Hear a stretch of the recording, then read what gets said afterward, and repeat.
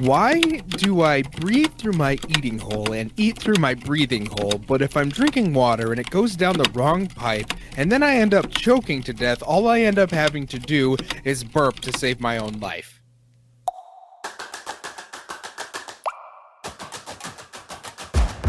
This is Dive, a podcast about where our Google searches take us. I'm Cody, and I'm here with my friend Dan. I'm the friend Dan. I have been reminded multiple times over multiple takes to remind everybody to tweet us at HDDive. I wanted to begin today's episode, Dan, with a problem. A problem? Yeah, we have a major problem on our hands. Our hands, meaning the royal humanity's hands. Okay. And it's the design of our bodies. It sucks, right? There's some major flaws here. I think that because we evolved too fast, our bodies did not have time to catch up, and we could die at any moment for any reason because of design flaws in our own flesh. Mm-hmm. And on our list of research, we didn't even talk about the appendix randomly bursting, spilling bile into your bloodstream, and thus killing you. That's another one. Mention that one. I wasn't going to mention that, but mention that one. You know, that's out there. A soft knock to the head, and you're a goner. All right. Yeah. But let's start with the most pressing matter right now. Okay. I eat and breathe through the same hole in my body. That's true. And the only thing that stops me from dying at any point is a teensy-weensy little flap of cartilage called the epiglottis. For those of you listening at home, that's the epiglottis. I think you made that sound with your epiglottis. I did indeed. It's called the epiglottis. That little sound there is the sound of my epiglottis saving my life. Every time you take a bite. Every time I take a bite, every breath you take, every single shake. Yeah, it's like a milkshake. Milkshake. Okay, yeah, I was gonna say, Yeah. Can you relate this to like some kind of food item, maybe? But you got Every chocolate milkshake. Is that better? Yeah, that's fine. Because those are probably one of the biggest offenders. How many times in your life have you been drinking and you went down the wrong pipe? All the time. I could count on all toes and all fingers. And I'll tell you, for anyone who listened to our old podcast, I don't have a uvula anymore. So my epiglottis is less effective than it has ever been. I don't think they're tied in together, honestly, but okay. There is no frontline artillery here to save me. And I often choke because drinks have gone down the wrong pipe. And you do drink those sticky, sugary-laden drinks. Not anymore, I don't, Daniel. Just water for me, thanks. Good man. I drink it out of this Yeti, which makes this noise every time I open it. Friend of the show. Yeti, friend of the show. It's true. It's very true. All of this is true. One tiny little flap of cartilage is all that protects you. Every single time you take a swallow, that flap closes over your windpipe, stops the food from going into your lungs. That's it. That's all it takes. At what point did the evolution gods decide that was a really good idea? Right. Yeah. What's the evolutionary advantage to this tiny little flap? What if it's damaged? What if it just spazzes out one day? It's halfway open all the time. What if you lose it in a freak swallowing accident? Yeah. And then what? And you're coughing uncontrollably, but you can't take a breath to regain your ability to think. And so you're just in a sheer panic. Mm-hmm. And you know what saves your life? Tiny little burp. Tiny little burp just gets it all up. And you go, and then you look like an idiot to everyone around you, even though it's happened to all of them. Yep. Yeah. That's the worst part. You're like, no, I'm good. I'm good. And like, yeah, I know you're good, idiot. Yeah. Everyone's like laughing at you as if they can't relate. It's like, oh, first time breathing, hey, buddy. First day with the new lungs, asshole. It's not just the epiglottis, man. That's just the tip of the proverbial iceberg, I would say. Oh, absolutely.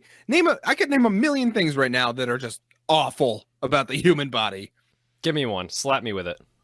Your skin. Oh, come on. My skin is beautiful. It is crystal clear, smooth. Wait, your skin is crystal clear? Slightly translucent. I'm a little veiny. I'm a vascular man, which chicks dig, so it's okay. You have a wife, sir. Oh, I mean, my wife digs. Yes. My vasculinity. Well, let me ask you a question, Daniel. Mm-hmm. If that's my real name. What does your skin protect you from other than blunt objects at slow speeds? Infections. I've got that does going it? for me, which is nice. What about paper? No, can't stop that. Nope, can't stop tiny little pieces of paper, which lead to infections, which lead to death. It's crazy. Like comparing yourself to, I don't know why I went to deer, but deer. Let's say a deer. All right, they're everywhere in this neck of the woods, covered in fur, short hair. Not fur. What's the difference between fur and hair, by the way? I'm not actually sure. Because you wouldn't say a deer has fur. You would say it has hair. Could you make a pelt out of a human? I don't think so. I mean, you could. Yeah. I'd rather not consider that or pictualize it. That's the word for visualize. Isn't that like Buffalo Bill from Silence of the Lambs? It puts the lotion on the skin and it gets the hose again. Not digging that. Anyway, moving on. The picture of deer. A little piece of paper, a little piece of straw, perhaps. Perhaps it's bounding through the forest, slides against, some of those plants, those strong, very tall pieces of grass. Very they grab on and they also kind of cut you like paper a little bit. Yeah, they're not. I thought you were talking about trees for a second. No. Those tall pieces of paper. No.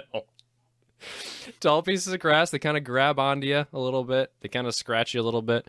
There's no scratching if your leg's covered in hair.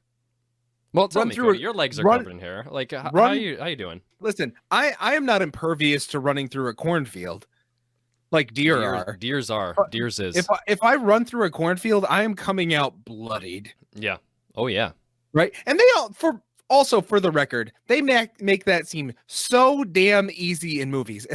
When I was a child, I finally lived next to a cornfield when my dad moved, and it was my dream to frolic through a cornfield. Worst idea ever. Terrible. Idea ever. Little tiny razor blades all over your body. Yeah. It is the worst. And thanks to my skin, I probably still have scars somewhere. Probably, because your skin is super shitty at protecting you or keeping you warm, because it doesn't do anything besides keep out infections, kind of. Don't get me started on keeping people warm. You skinny-ass folks out there who are cold all the time. I took the precautions and got myself to 100 pounds overweight so that I wouldn't have to suffer like you. I did this. That's evolutionary thinking there. Yeah. You evolved. So I just earned a master's degree. Some people would say I'm a genius. Oh, congrats. Some people. I think we have to make a bigger deal of that, people. Cody got a master's degree, fam. Yep, I got one from a real school that thought that I deserved one. Yep. That's right. Guy who failed almost every single English class and math class in his entire high school career. Suck it. And Mr. now you bald off. Ouch. We'll talk about balls later.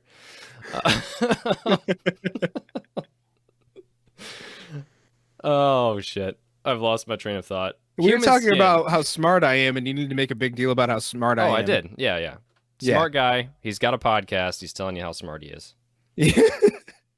But also, can we move on from skin? Because let's not move on from skin. We're not done with skin. Our skin is so bad at keeping us warm that we literally had to kill other animals, take their skin, and wear it around ourselves so that we could live.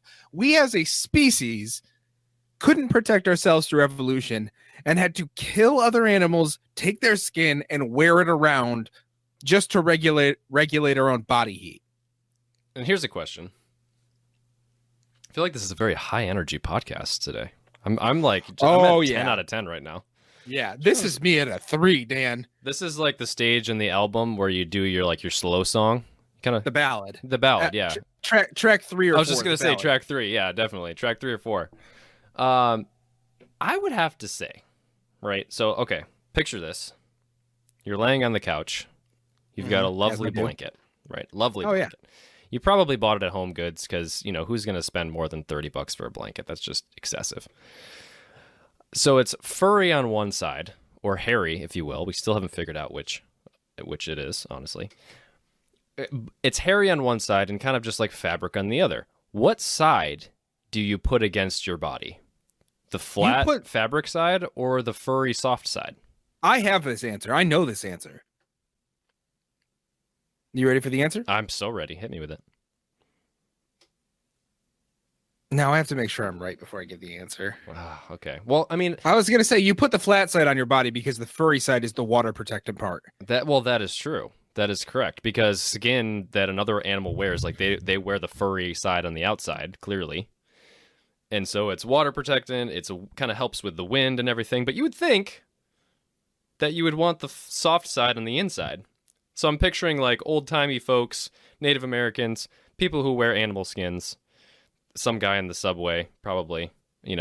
There's some weird people out there in Boston. People on the subway? Yeah. I've seen some weird stuff on the subways, okay? You haven't lived the life I've lived. They're always wearing the furry side out, and I didn't understand it till I thought about how animals are, and then it made sense. Because, I want the soft feeling next to my skin, because I like the soft stuff. Yeah, but also, if you're a caveman surviving in the wild and you just killed something, you need their fur to be waterproof. True.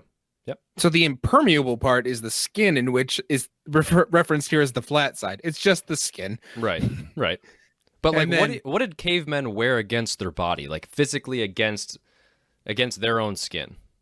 Would they do the flat side against their skin? No, you wouldn't do that because it'd be scratchy all day. Why would the flat side be scratchy?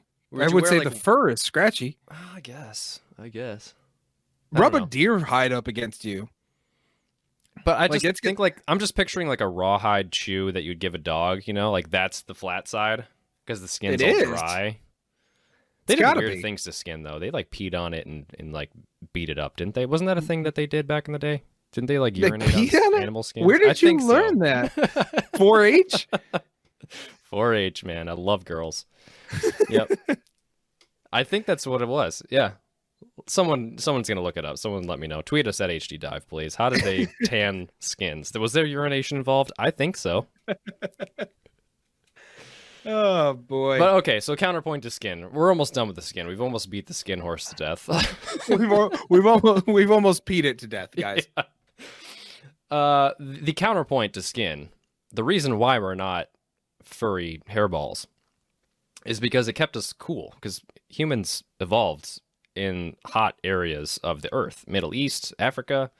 So sweating gave us a very, very good advantage at keeping cool over other types of animals. So we could run long distances, especially while hunting, and stay cool and basically make it so we don't die of heat stroke. So dogs, they don't sweat, but they pant to keep cool. Do you know how that works? I don't know how that works. I have a podcast. I probably should know that. We probably should have looked that one up because that seems like a pretty relevant point, right? Right. Well, dogs don't sweat. They pant. And Correct. Let me tell you, super annoying in the middle of the night. Oh, yeah. Super annoying. Well, when I used to run Tucker, my dog, my boy. Rip Tucker. R.I.P. He had a good long life. Yeah, he did. What a good dog. He would pant so hard that he could barely breathe. Yeah, my dog passes out from panting. Right. And when does that ever happen with humans? It doesn't. We just mostly when I go up a flight of stairs. Okay. All right. Well, that's a valid situation. That's a survival situation. Again, but I am not cold like you skinny bitches. That's right. So it's a trade-off. But I'll take it. Get on my level, which is floor 2. All I'm saying is humans should have armor like turtles, armadillos, or even turkeys with all their layers of feathers. We are garbage trash. That's all I have to say. At what point is a turkey stronger than a human skin? A turkey can take a shotgun blast to the chest and survive it. I could put my fist through a turkey and survive it. The skin is just terrible. It doesn't do anything. You're a bag of meat. That's all it is. You know what else is really bad? Tell me. Our teeth. Teeth. Oh Our my teeth, God. Don't get me started. So I admittedly have incredibly soft teeth. I have had a lot of cavities in my life. I have a lot of teeth that kind of just chip or give out because they hate life. Mm-hmm. And so I know a thing or two about teeth. Okay. Why the hell can we not be like sharks? They literally can just grow and grow and grow and grow Seriously. teeth. We get 2 sets. We get shitty little baby teeth, and we get adult 5 teeth. years? Yeah, and then we get adult teeth that last the rest of our lives. One shot. That's it. That's Are all you you get. M&M now? Yes. Do not miss a chance to bite, because your teeth only come once in a lifetime. It's so dumb. It's so dumb. I hate it. I mean, admittedly, a lot of our tooth problems now are caused by our diets. We're eating so much more, wheat and sugar and all that. I don't know why I said wheat. Basically, carbs, carbs that become sugar, and also literally sugar. Wheat is the real enemy here. Wheat is the enemy. I was when I was at the dentist the last time, the thing that pisses me off the most actually is when I go to the dentist, they say, "You have such nice teeth." And I go, "Stop telling me I have nice teeth if you're telling me every single time that they're soft." Yeah. And they're like, "Oh yeah, but you take good care of them, and that's really like you have nicely shaped teeth and they're not crooked." Yeah, but they're falling apart. So whatever you're saying is completely invalidated. Go back to school, doctor. I always thought they meant like the shape of them. But I also found out, she said, what's helpful is if you are going to eat candy or wheat, in this case. Don't eat that wheat, man. They said, don't eat candy all day, or like, don't elongate the time in which you are eating candy. Yes. And they said, when you are done, immediately like rinse your mouth. Yep. Because the sugars will dissolve and stick on your teeth, which is actually what causes the cavities. It's not the eating the candy in the first place that causes the cavities. Absolutely. Yeah, it's better to eat that whole bag of gummy worms all at once versus throughout the day. Which is, I was like, all right, if you're telling me to eat more candy in one sitting, I'll do it, doctor. But just know that this is me putting on winter weight on purpose because of evolution, not because I don't have any willpower. And I'm doing it for my clear. Yeah. Doing it for my teeth, doing it for the warmth. Again, get on my level. Dude, I mean, teeth really do suck, honestly. Like, it's so crazy how we live to be, we could live to be 100 or more, and we only have one set. Sharks are nuts, okay? So sharks' teeth are not embedded in their jaws like ours are. So we literally, when you're born, have you ever seen, this is kind of morbid, but have you ever seen a child skull, like a kid's skull? Why? When in my life would I have seen a child? I don't know. In the history books, I don't know. But you can actually see the adult teeth, like in their jaw, waiting to come up, like waiting to push the baby teeth out of the way. It's really creepy. Anyway. Now, when you say come out of the jaw, correct? Yes. You mean like actually out of the jaw? Out of the jaw. Teeth are little pieces of exposed bone, and that itself is kind of creepy. But like coming out like a continental tectonic plates, like tectonic plates in my jaw? Yeah, kind of. I mean, your jaw has basically holes in it to allow the teeth to come through. I'm probably butchering this. Someone is going to tweet us at HDDive and tell us. But basically, if you look at the skull of a child that has its baby teeth still and the adult's teeth are still growing, they are in the jaw. They're waiting to come up. Like they're maybe not fully formed, but they're forming, and they're pushing the baby teeth out of the way into your mouth, essentially. How terrifying would it be to see a baby with adult teeth? Or just a person with way too many teeth. That just creeps me out. Freddie Mercury had way too many teeth. Did he? Yeah, he had like four extra teeth on each side, or I don't know, but he had a lot of extra teeth, but he wouldn't get his teeth fixed because he thought it would mess up his voice. Well, and see, here you go. That's the other problem with teeth, is there's just too damn many for your jaw. Like the whole why couldn't we teeth. just We all have get our wisdom teeth out? Why couldn't we just have 2 total teeth, top and bottom teeth? I feel like I'd want to hedge my bets with more teeth, because then if you lose one, then you're fucked. Then you why would you lose them left. at that point? That's like your jaw just being elongated if they're coming from your jaw in the first place. They just extend up and they're shaped like normal teeth, but there's nothing in between. I would never have to floss again. You wouldn't have to floss. That is one benefit for sure. But if something goes wrong and you like a whole chunk falls off, I have dreams of that happening all the time. Okay, but also for the record here, I am a huge advocate of just pulling out all teeth and putting permanent implants in. Yes. Oh yeah. Definitely. I don't want to do it, but I would love to have that happen. I would do it in a heartbeat. But I've also had 5 root canals at this point. Oh. And those are $1,000 a pop, even with insurance. They are terrible. They are horrible. And they like at that point, the tooth feels better than any tooth you've ever had because there's no feeling in it. Right. At all. No cold, no hot, no stingy, nothing. Deleted the root pretty much. Yeah, you did. Have you ever seen what they do in root canals? I have, yeah. They take the top off, they literally hollow it out, and there's like this thing, like when it was cool to wear like dog tag chains? It's still cool to wear dog tag chains, Cody. Well, for people that were not in the military, do you remember when people tried to wear dog tags? Tell it's not cool to the subway people who wear animal skins, okay? They're wearing dog tags as well. So like imagine a tiny version of those chains being like rammed into the root of your tooth. Yes. And so like you're not up and it's like over and over and over again. And then they drill a post in each one of the roots, fill it in, shave it down, and then they cap it. And that's your root canal. Do you remember our friend from high school? I don't remember his name, but he had that weird tooth that was like he got an implant. It was just like a stud coming out of his jaw that he'd love to take his fake tooth out. That was gross. Dijon, yes. Yes. Then we named the tooth Dijon. I do recall that. I would honestly get all of my teeth replaced if I could afford that because I would never have to worry about it again. I would get dentures if they were like, okay, that sounds like a great idea, but they've told me it's not a good idea. They said you're 30. Inquired about dentures? You're 29, 30 years of age?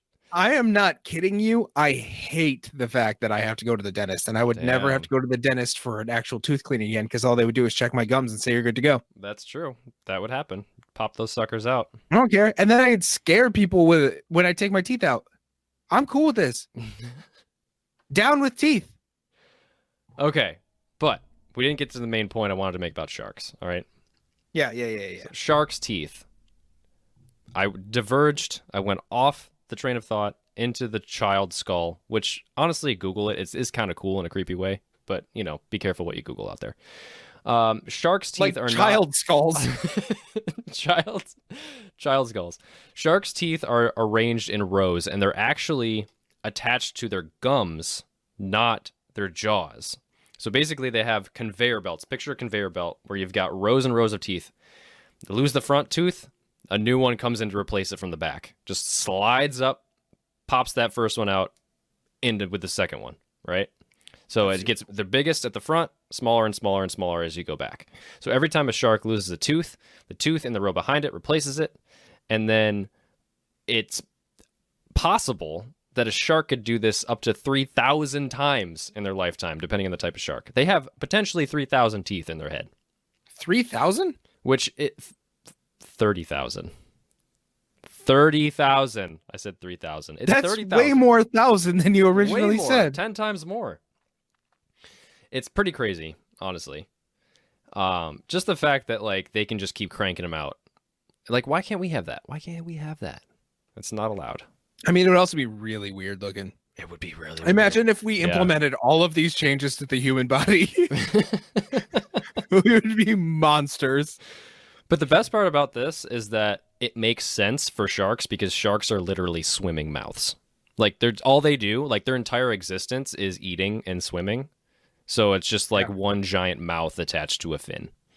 So if their teeth fail, they're dead instantly.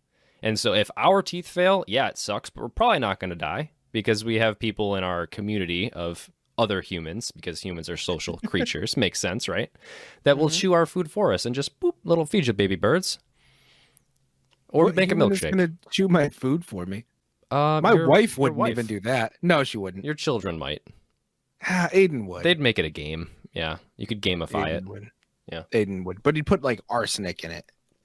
Probably. It's already established. Probably not. If he heard me say that, he'd be like, no, I wouldn't. No, I wouldn't. No, I wouldn't. I wouldn't do that. They would take it way too personally. Yeah. Yeah. That's why it's fun to call him a supervillain. That's right. And he'll never know because he doesn't listen to the podcast. Speaking of my son. Yeah. Our immune system's actually not that great. Not good. No. I mean, so great like in overall, some ways. Great in some ways, right? But it's also not super great because we still have to put things into our body to protect it. Right. So we had like name a person that you know that doesn't have any allergies of any kind. I don't know a single person. Yeah. I know of one thing that I am allergic to, and it's actually man-made. I'm allergic to clindamycin. It gives me hives. Wait, what? What is that? What are you allergic to? Clindamycin, it's an antibiotic. I took it one time, and I got hives all over my body. Oh, remember when Kyle took amoxicillin and he looked like a pimp? Yes. His eyes just completely swelled shut and he turned it's red. Massive. It's pretty awesome. Yeah.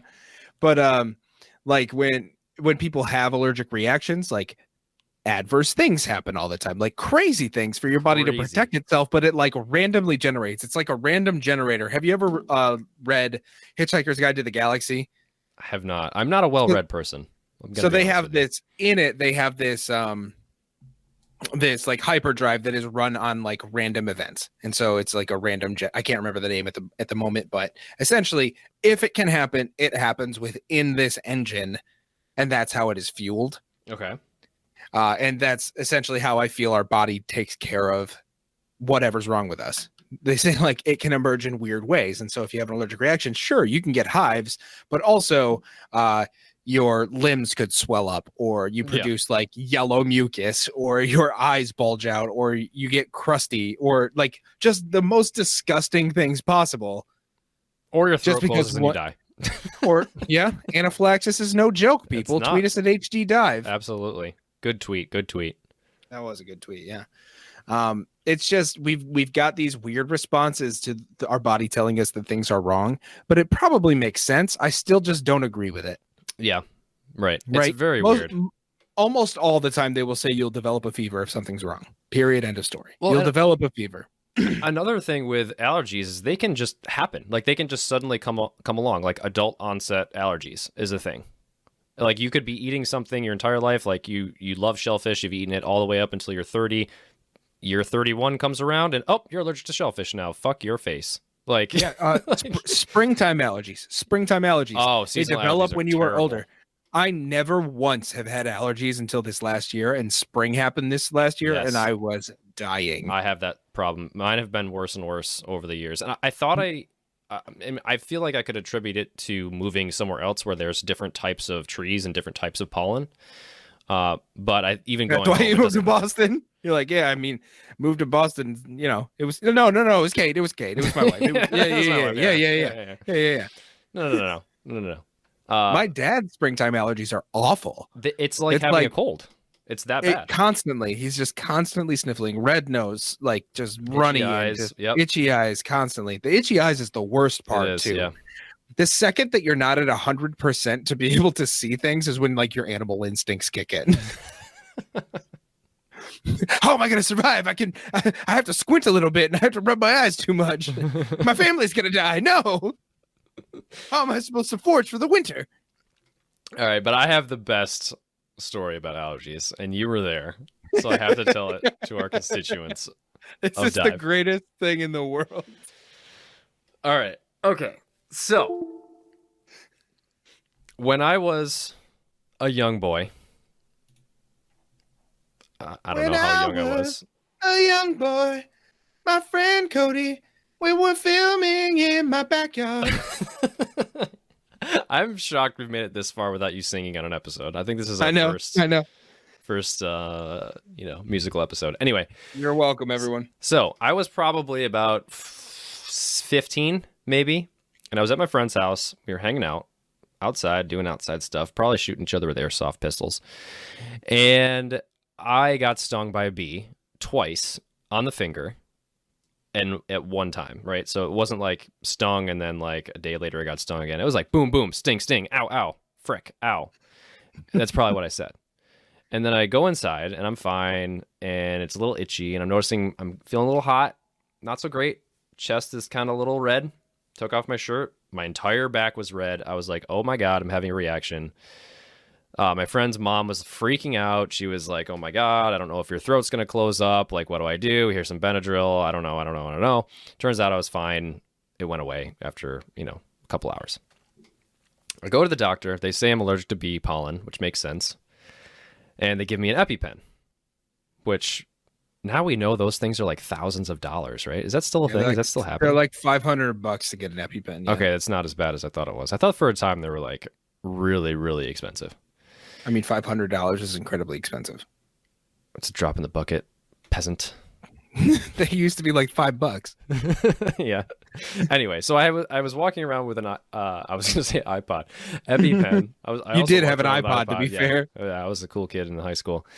Walked around with an EpiPen in my pocket for a couple summers in a row, like sophomore, junior year of high school. And so I was out back. My family has some land, so I was out back, riding around on four-wheelers with my dog. And was I alone at this time? Because I think I used it once before the major event that you were there for. You had to have been alone because I was only there for the event. I think I was alone. So I got stung by a bee, and I immediately was like, all right, we're doing this. I'm going to stick myself with the EpiPen. So I stuck myself with the EpiPen. I pulled it out, and the needle on those things is like 2 inches long. Yeah, I almost passed out when I pulled it out because I was like, oh my God, that needle must have poked into my bone. Like, it was that long. And you stick it into the side of your thigh, like the outside of your leg. It was just terrifying when I pulled it out. But anyway, it's an instant rush. Like, someone just literally shot you full of adrenaline. Like, literally, that's what it is. So I ran back to the house, sprinted back to the house, and just eventually calmed down, and everything was fine.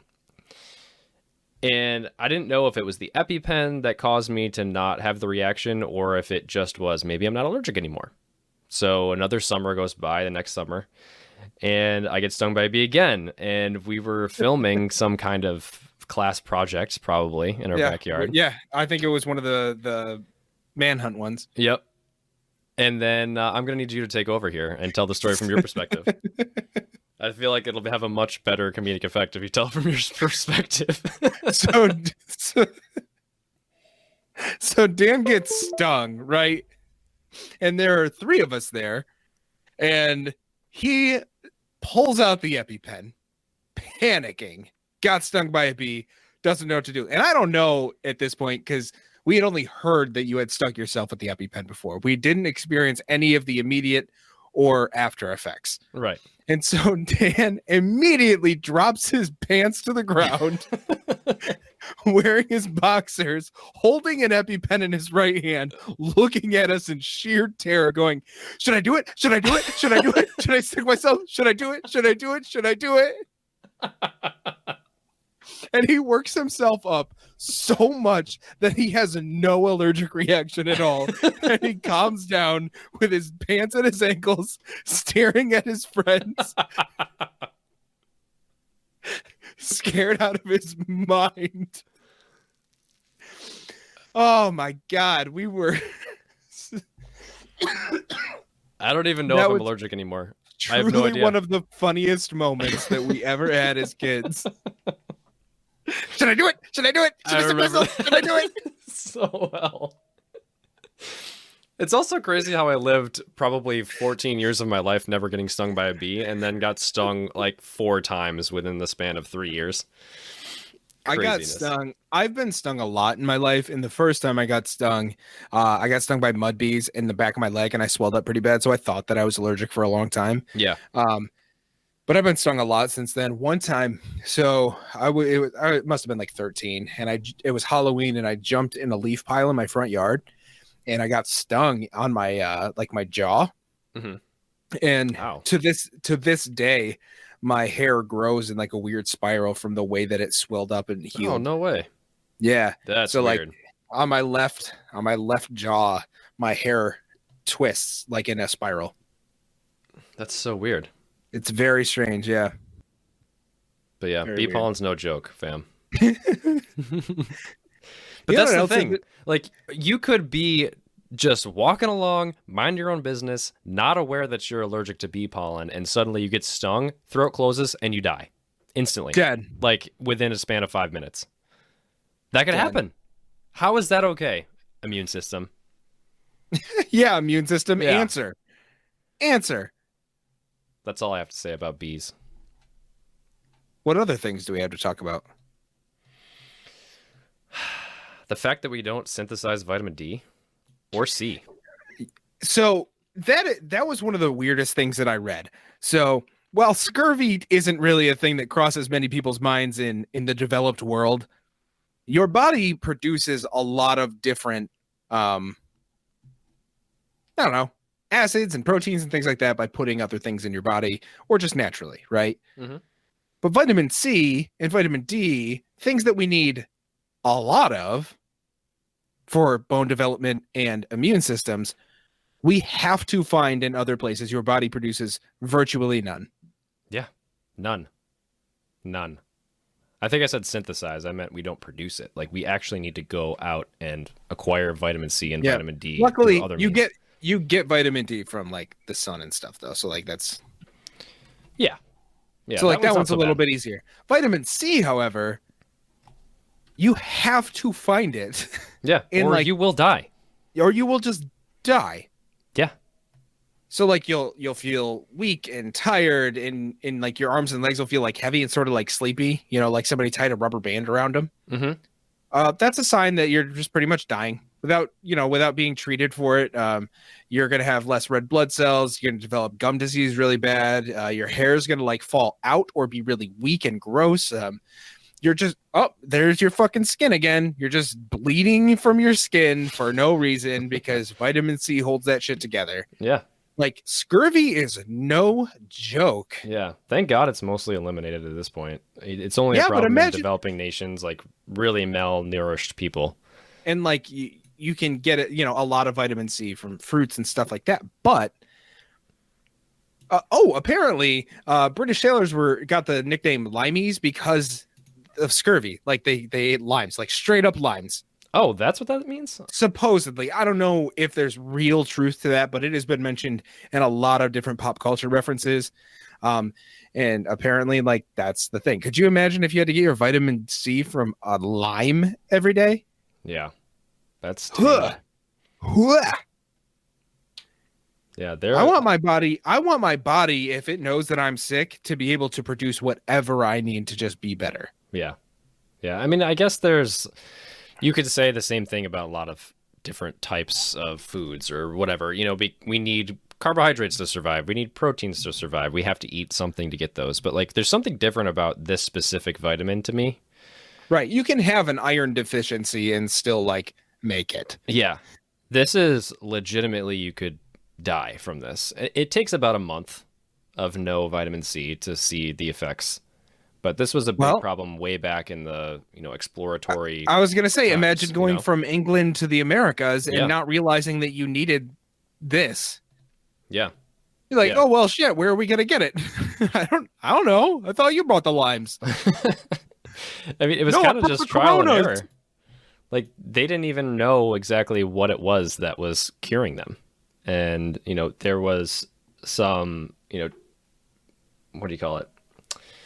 There were some records of different sailors trying different things, like boiling the needles of an arborvitae tree, an eastern cedar tree, to make a tea that was later figured out that it contains vitamin C. Obviously, citrus fruits were a big thing, but also a lot of vegetables have it too. Cabbage, spinach, potatoes even have vitamin C. Different types of herbs like parsley. Brussels sprouts, peppers. Love Brussels sprouts. Brussels sprouts are the underrated like hero of the vegetable world. Yeah. Oh, Brussels sprouts are fantastic. And all you need is some olive oil and salt. That's like it. They're amazing. They're so good. And you can also dress them up with like maple syrup and Parmesan, balsamic vinegar. Oh, yeah, that's real good. Fantastic. But yeah. Think about being on a ship. All you really have is salt pork and brandy for months, traveling across the Atlantic Ocean. And people are just dying left and right, and you can't figure it out. Like, we're eating food, we're drinking wine. I can't really say water. I guess they had some water, but it was probably water that would turn out to be contaminated somehow. People are dying, and they don't know why. Vitamin C. It's no joke. Could you... Oh, man, to be explorers would have been, like, the worst life. The worst life. Like, all right, let's load up this ship. We're trying to find this new place. We don't know where it is. If we get there, we're going to be out of food, and we immediately have to get out, build shelter, and find food. We know that this is the goal. Good luck. We don't know how long it's going to take to get there. We don't even know there exists. We don't know what there is. And there might be people there trying to kill us.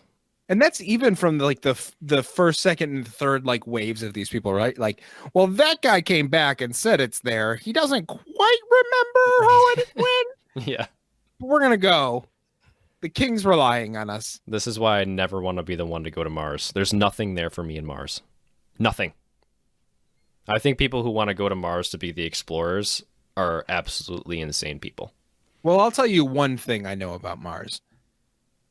Mars ain't the kind of place to raise your kids. In fact, it's cold as hell. Is this a song I should know? And there's no one there to raise them. Is this a Cody original?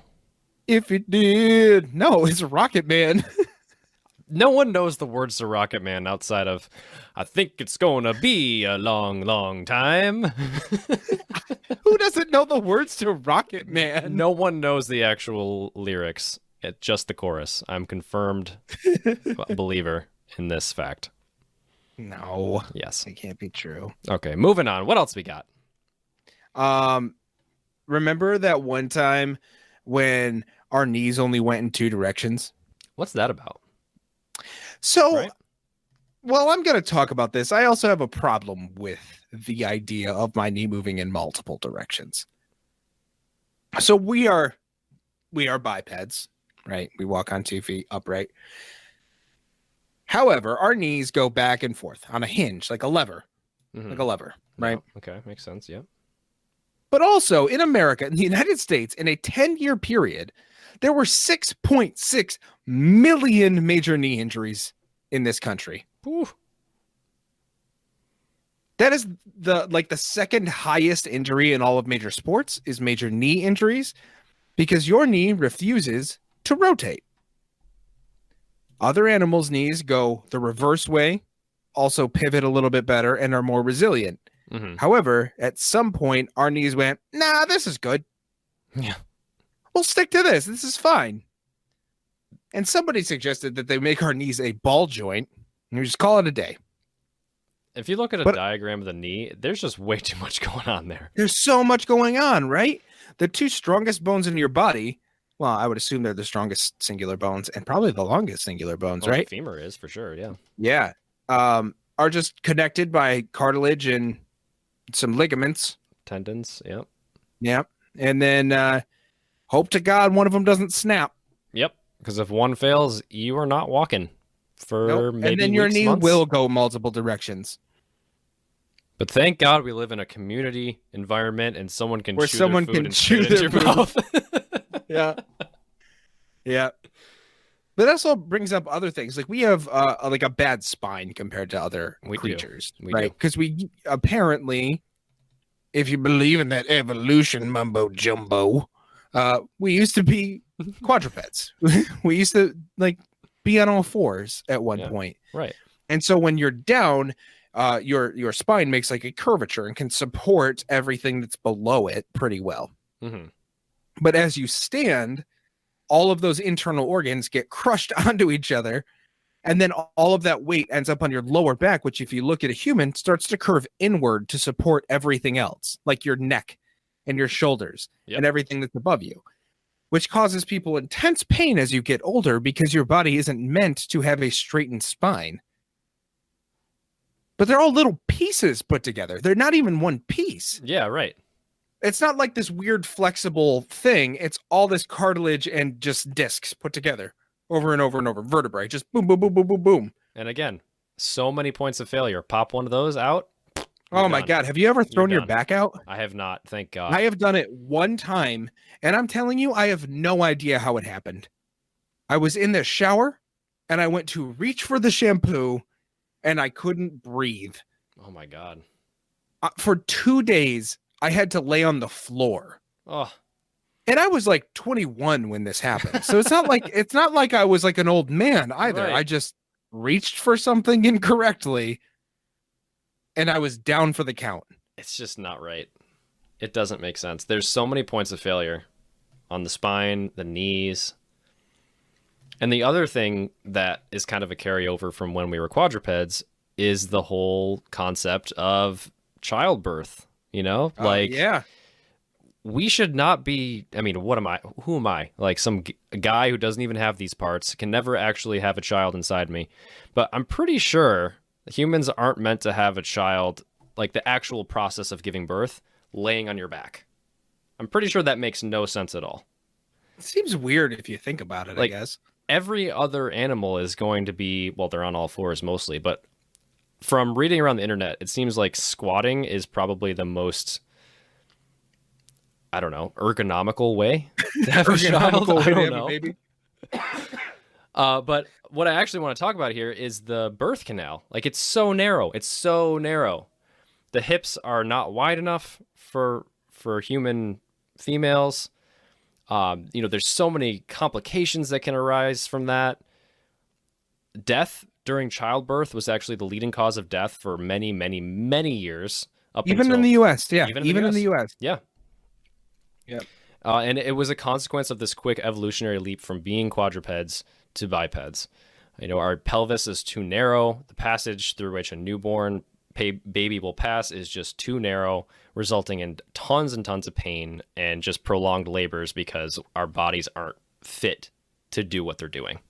When I was reading for this episode, I also found that kind of like what Jamie Metzel was sort of saying is like over time, like people are going to end up choosing not to have babies a natural way because of the amount of complications and the health risks and things like that. Obviously, we've gotten so much better. Like mortality rates for children, especially in developed countries, are probably at an all-time low at this point.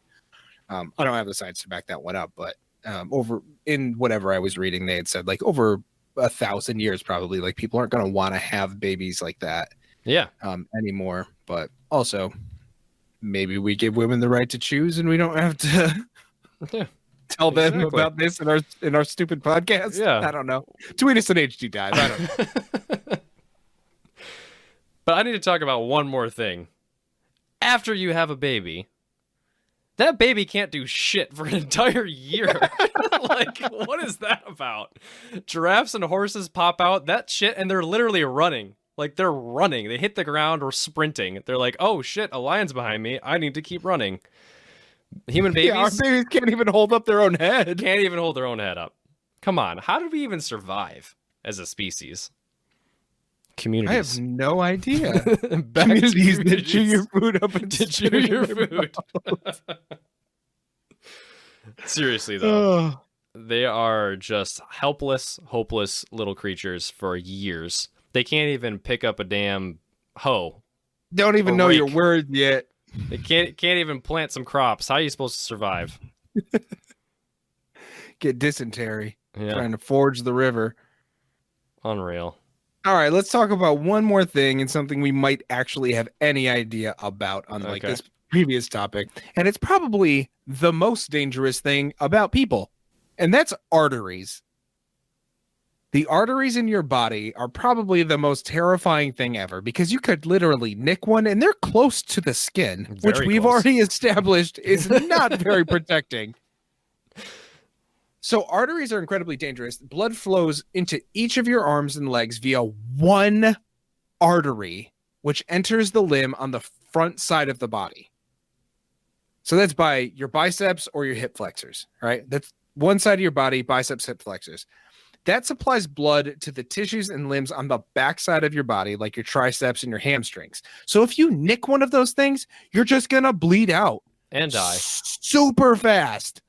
I think that's the theme here. If anything goes wrong in any one of these things that we've mentioned so far, you're going to die. The point is you can't think about this stuff. No.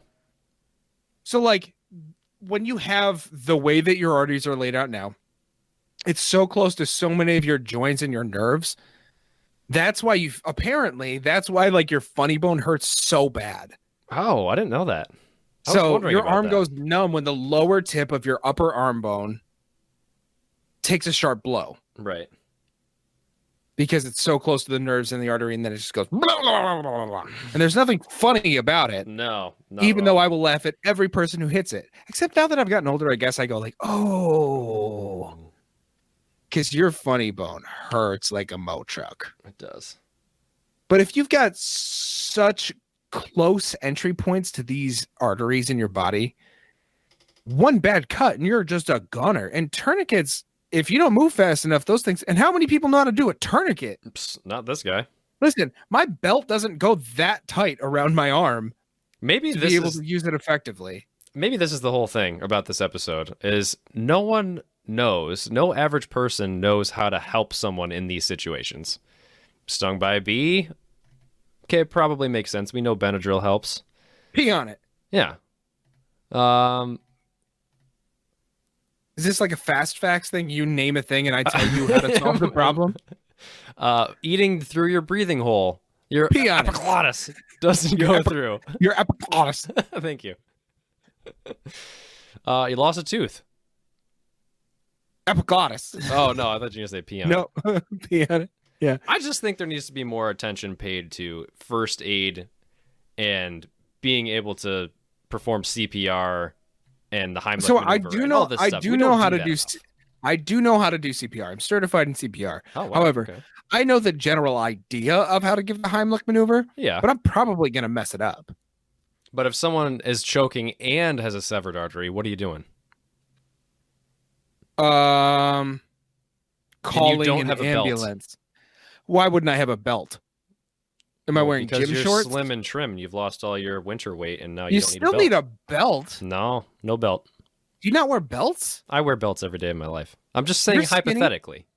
Hypothetically, what kind of person doesn't wear a belt? Work with me, people. I think you're supposed to take off your t-shirt, rip it into shreds, and then tourniquet. Tourniquet? Tourniquet. Like tourniqueting. I try to turn it into a verb, okay? Just let me be. This is Dive. I hope you enjoyed this week's episode. If you don't like it, I really don't care anymore. Tweet us at HDDive. We'll see you next week.